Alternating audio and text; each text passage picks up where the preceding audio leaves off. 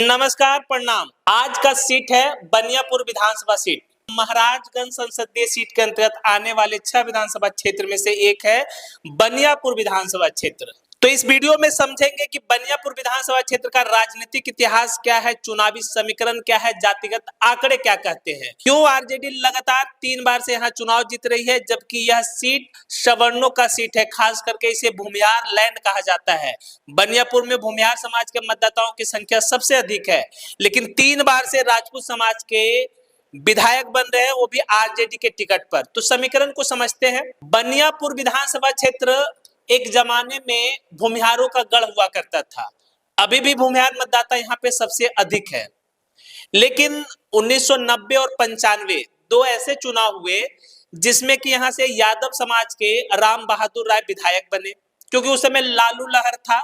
लेकिन उसके बाद यहाँ से निर्दलीय चुनाव जीतते हैं मनोरंजन सिंह उर्फ धूमल सिंह।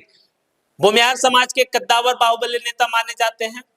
फिर वो एकमा शिफ्ट हो गए। उसके बाद 2010, 2015, 2020 ये 3 ऐसे चुनाव हुए जहां से लगातार केदारनाथ सिंह राजद के टिकट पर चुनाव जीत रहे हैं।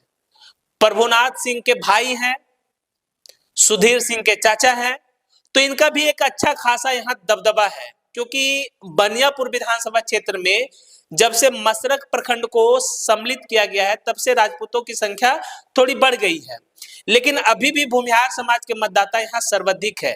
यह है कि राजद के साथ जो उनके कोर वोटर्स हैं, यादव और मुस्लिम, उनका संख्या यहाँ पे करीब करीब 80 से 90 हजार के आसपास है।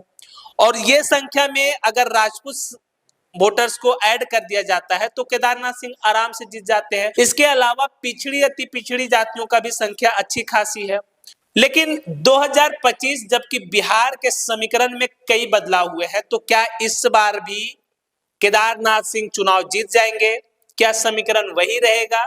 तो इसका जवाब सुनिए कि नहीं। बिहार में राजनीतिक समीकरण बहुत बदल गया है, बनियापुर में भी समीकरण बदल गया है।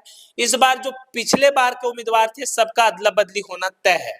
तो सबसे पहले समझते हैं कि बनियापुर विधानसभा क्षेत्र से प्रमुख नेता जो चुनाव लड़ते आ रहे हैं, तो आप देख सकते हैं केदारनाथ सिंह कहने को राजद में है, लेकिन राजद से उनका पत्ता कट चुका है। वो अंदर अंदर ही जदयू में सेटिंग कर रहे हैं और जदयू के पक्ष में है, क्योंकि प्रभुनाथ सिंह का परिवार अब राजद से मोहभंग करके जदयू में सम्मिलित हो चुका है। तो ऐसे में इस बार केदारनाथ सिंह आरजेडी के टिकट पर चुनाव लड़ेंगे, ये मुश्किल है। लेकिन हाँ, अगर जदयू चाहेगी तो सुधीर सिंह को या उनके चाचा केदारनाथ सिंह को फिर से यहाँ उम्मीदवार बना सकती है। तारकेश्वर सिंह यहाँ पर चुनाव लड़ते आए हैं। कभी वो लोजप्पा से लड़े हैं, कभी निर्दलीय भी लड़े हैं, कभी बीजेपी से भी लड़े हैं।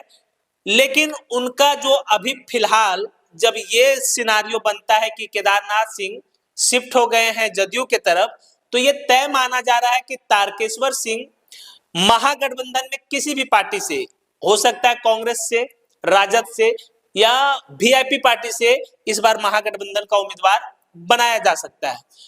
संभावना ये भी चल रहा है कि अखिलेश सिंह के बेटे को भी लड़ाया जा सकता है, अखिलेश सिंह को खुद लड़ाया जा सकता है। अगर प्रभुनाथ सिंह के परिवार से कोई उम्मीदवार एनडीए गठबंधन की तरफ से बनियापुर विधानसभा क्षेत्र से आता है, तो इतना तय है कि इस बार महागठबंधन भूमिहार समाज से उम्मीदवार देने वाला है, क्योंकि भूमिहार समाज का मतदाता यहाँ ज्यादा है।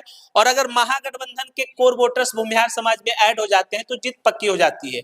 बनियापुर विधानसभा क्षेत्र में कुल मतदाताओं की संख्या लगभग 3,40,000 के आसपास है, जिसमें कि सवर्ण वैश्य, अगर ये दोनों को मिला दिया जाए, जिसे बीजेपी का कोर वोटर कहा जाता है, उनकी संख्या 1,30,000 है। लेकिन इसमें इंटरेस्टिंग डेटा ये है कि सवर्ण में भूमिहार समाज 50 से 55,000 है, राजपूत समाज के मतदाता यहाँ पर 30 से 35,000 है, ब्राह्मण समाज के मतदाता 15 से 20,000 है और वैश्य समाज के मतदाता 25 से 30,000 है। तो सबसे बड़ी आबादी सवर्णों में भी भूमिहार समाज के मतदाताओं की है। यादव मुस्लिम की बात करें तो इनकी संख्या लगभग बराबर है, 40 से 42,000 यादव है और उतने ही के आसपास मुस्लिम समाज के मतदाता है।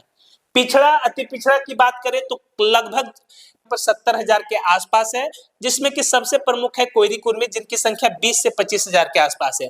अनुसूचित जाति की बात करें तो उनकी संख्या लगभग 40 से 42,000 के आसपास है। अगर चुनावी इतिहास की बात करें तो 1952 से लेकर आप देखेंगे कि 1985 तक लगातार एक छत्र यहाँ से भूमिहार समाज के उम्मीदवार ही विधायक बनते रहे हैं, जिसमें कि सबसे प्रमुख है उमा पांडे।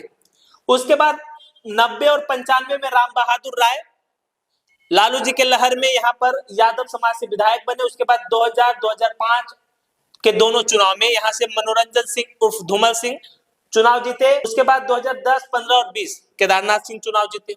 अगर पिछले चुनाव परिणाम पे ध्यान दीजिएगा तो केदारनाथ सिंह राजद से लड़ रहे थे, 65,000 वोट लाए। वहीं वीरेंद्र कुमार ओझा वीआईपी से लड़ रही थी, एनडीए गठबंधन में 37,000 वोट मिला। तारकेश्वर सिंह उस समय लोजपा से 33,000 वोट लाए। सुमित कुमार गुप्ता स्वतंत्र 12,000 वोट लाए। आरजेडी यहाँ 27,789 वोटों से जीत दर्ज कर ली। तो इस बार के समीकरण से इतना तय है कि लड़ाई दिलचस्प होने वाला और यहाँ पर जीत हार का अंतर बहुत कम वोटों से रहने वाला है। एक तरफ एनडीए गठबंधन, महागठबंधन, और उसके साथ ही साथ जनसुराज पार्टी, जो कि यहाँ पे कुछ कमाल कर सकती है, क्योंकि जनसुराज पार्टी से सच्चिदानंद राय जी जुड़े हुए हैं, तो वो उनका भी नजर इस क्षेत्र पे रहता है। तो हो सकता है वो अपने करीबी को जनसुराज पार्टी से यहाँ उम्मीदवार बना सकते हैं। ऐसे में मुकाबला त्रिकोणीय हो जाएगा और देखना दिलचस्प होगा कि किसकी जीत होती है। तो आपको क्या लगता है, अपनी प्रतिक्रिया कमेंट बॉक्स में जरूर दें।